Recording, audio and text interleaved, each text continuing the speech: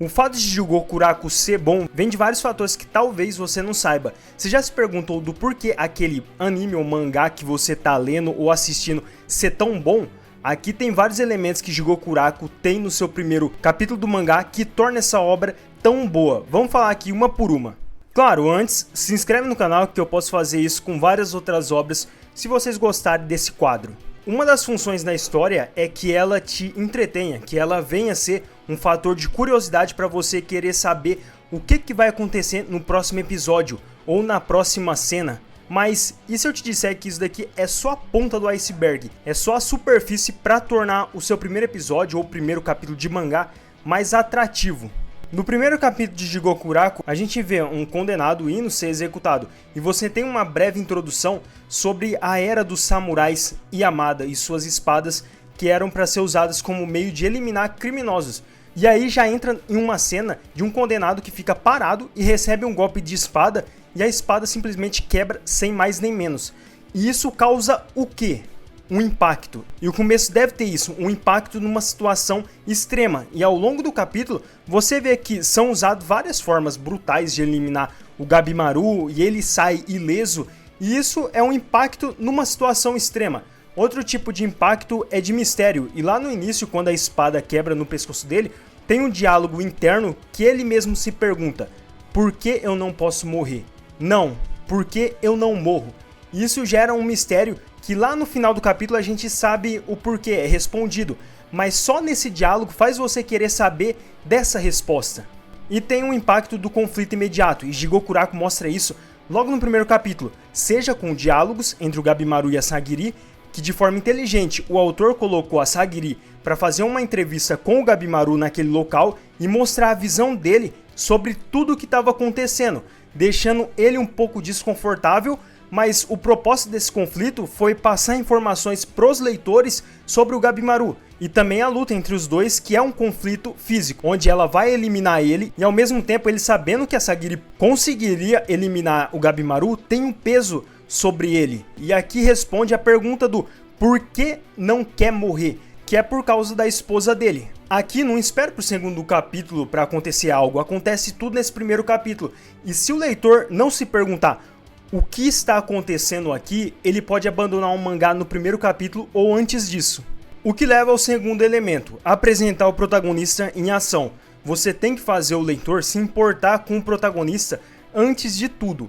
E para isso, não vai ser por meio de dizer quem ele é, mas sim mostrar quem ele é. E para isso, a segunda página joga na gente os pensamentos do Gabimaru falando sobre ele mesmo, a criação brutal que ele teve na vila e o Hagakure, o modo de pensar que ele cresceu aprendendo, e principalmente a página onde está ele de pé e vários corpos ao redor dele. Isso mostra o quão brutal esse personagem vai ser. Mas para isso funcionar, o personagem tem que responder 3 perguntas essenciais ao longo do primeiro capítulo. O que esse personagem quer, o que ele odeia e o que ele tem mais medo de perder. E o Gabimaru responde essas 3 perguntas.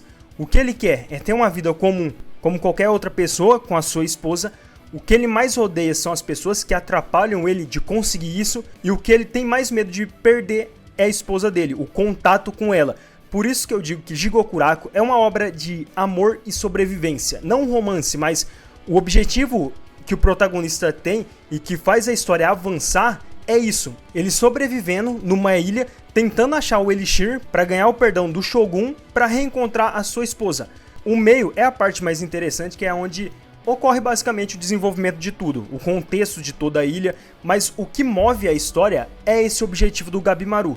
O terceiro elemento é deixar claro o tom da obra, e se você consegue fazer isso desde o início, o público que assiste ou lê já vai saber o que esperar da história. E Jigokuraku, desde as primeiras páginas, já mostra que a história tem como tom principal a morte, a brutalidade, que vai ser algo mais sério, mais sombrio.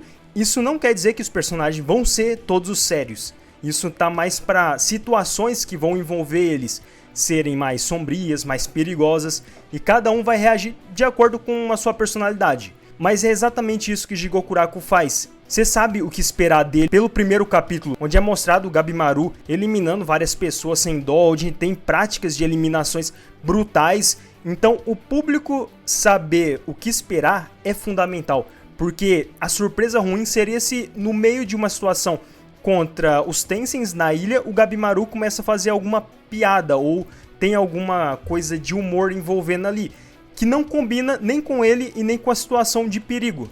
Isso, assim, quebra a imersão. O quarto elemento que Jigokuraku faz bem no seu primeiro capítulo é mostrar o gancho central da história. É aquela pergunta: por que essa história existe? E muito dessa resposta tem a ver com o que move a história.